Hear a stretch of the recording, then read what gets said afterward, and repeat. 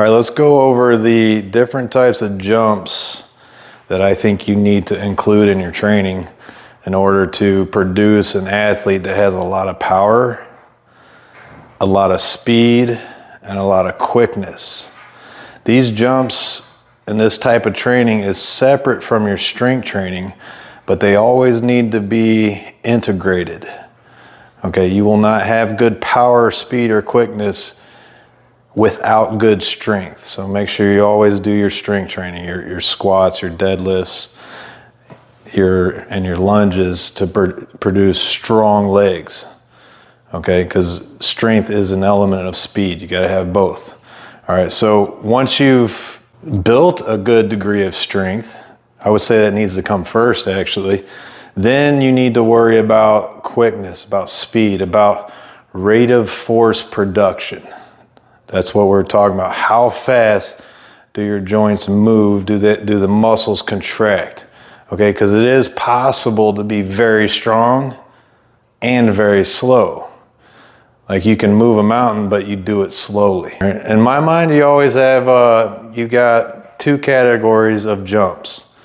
And one is from the power position, and the other is from a full squat depth flexion position.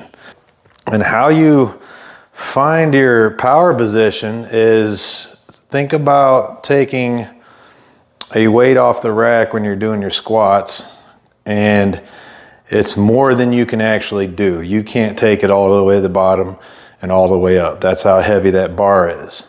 That point where you stop, you take the bar off, and you'll get to a point where like you feel if you go any lower, it's gonna get astronomically harder and you might not make it back up. This is the point where you see a lot of guys, a lot of kids with their ego squat. They'll put 4 plates on the bar and say, I can squat 4 plates, and they'll do this, which is your power position. It's a thing. This is where you generate the most strength. The point at your muscle contraction where you hit peak strength. Okay, that's what you want to dip into when you explode. All right. If for example you play back Michael Jordan jumping from the foul line to hit that famous dunk, when he jumps off of that 1 foot, he's gonna hit that power position. Okay, his knee will flex to the toe, his hip will close slightly, and he's just gonna launch off that foul line without doing a deep squat. And that's intentional, that's a power position. You're extremely explosive from there. Okay, so when you're doing box jumps, you got that one type of jump, stand right here, hop on the box. Now watch how he intuitively step back down, intuitively without even being coached, we'll dip into that power stance. Go ahead. Boom. So that's a power jump. That's what you can call that. Do it again. Dip, jump. All right. If he goes any lower, it will actually limit the height that he can jump to. Okay. And it will cost more energy. However, there's a lot of value to going lower and doing what we call squat jumps. Go ahead and squat all the way down and hop back up. Okay, go back down, do it again. Because in most sports, you're going to, one way or another, you're going to dip below the power position, especially in wrestling. You're gonna dip below when you do your shot. Go ahead and take a shot. Watch how he dips below. And look how much he flexes the joints. Now he's got to be strong out of this position. He's got to be fast and powerful. Doing squat jumps is one way to guarantee that. And then you have what you call depth jumps. Okay, and they can be done with either variation. Okay, that's when you land, reload, and hop back out. The idea is to reduce the amount of time that you're on the ground. Just like when you're sprinting, that you can reduce the amount of time that your foot is on the ground. If you can do that, then you run faster. You increase your stride frequency. So this is the similar concept, it's just with jumping. So stand on that box. You're gonna hop down and hop back on the box and go down up and try to rebound off the floor like you're a rubber bouncy ball. Boom. Okay, do it again.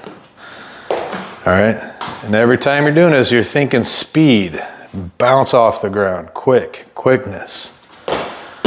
Okay, so by virtue of doing this a lot, you'll get better at it. Okay, and then there's other variables that will play into your ability to do this action better. And like I said before, strength is one of those. The stronger your legs get, the better you'll get at rebounding off the floor. Okay, so do it with the other variation, the squat. Hop off, squat all the way down, pop back up. See, that was astronomically slow. All right, that would be like a beginner speed. Now do it faster, down, up. And you're working on fluidness, smoothness, controlling your descent and exploding right back out of it without any clunkiness, any fumbling of the movement. Do it again. Down, up. Good. As they get used to it, you can increase the difficulty by raising the box. Okay.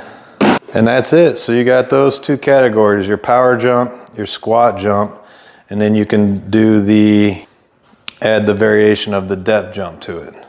And we do all three. And you don't really necessarily want to favor one or the other, you just want to balance it out throughout the training program. Each one has equal value. And as they get stronger and stronger, you can just keep raising each surface throughout their career. And how I program this is I put them in metabolic conditioners where they're gonna do a lot of them. You can treat it as like a strength session where we're just gonna do 20 jumps total with plenty of rest in between, just working on max explosiveness. Not working on endurance or recovery, just how fast they can be on the transitions and how explosive they can be on the jump.